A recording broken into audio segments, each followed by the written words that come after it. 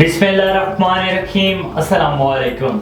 A1 TV के साथ मैं हूँ अदील मुमताज और मैं हूँ पलवशा इकबाल। नजर डालते हैं हेडलाइंस पर।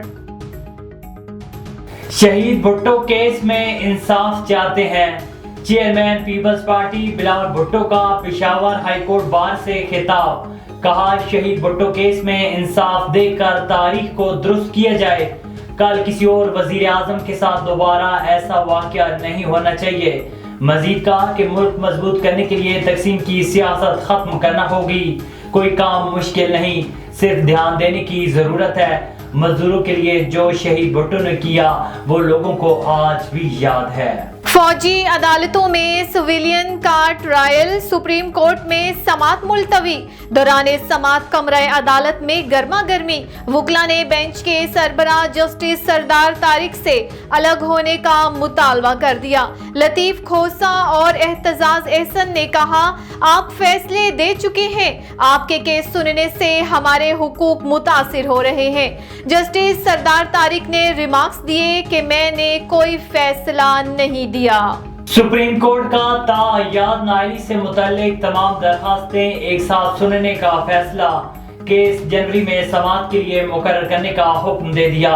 गुज़श्ता समात के तहरीरी हुक्मनामे में कहा कि 2008 के इंतखाबात में इलेक्शन लड़ने के लिए कम से कम तालीमी काबिलियत ग्रेजुएशन थी। कुछ उम्मीदवारों ने जाली डिग्रियां जमा करवाई जिस पर उन्हें नाअहली और सजाओं का सामना करना पड़ा।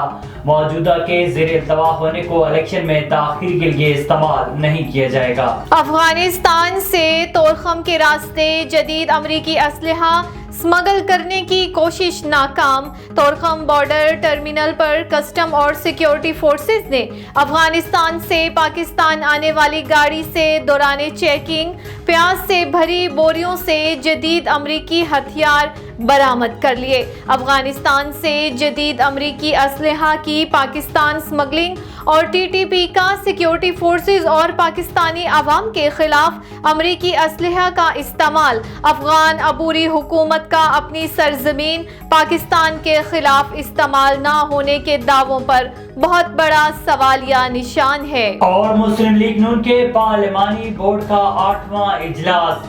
नवाज शरीफ और शहबाज शरीफ की ज़ेरे सदारत इजलास में साहिवाल, ओकाड़ा और पाकपतन से उम्मीदवारों के इंटरव्यूज होंगे। मीडिया से गुफ्तगू में लीगी रहनुमा जावेद लतीफ बोले कि हमें 7 साल बाद इंसाफ नजर आया। नवाज शरीफ के खिलाफ झूठे केसेस का पोल खुल गया। 2024 के इंतखाबात चोरी नहीं होंगे।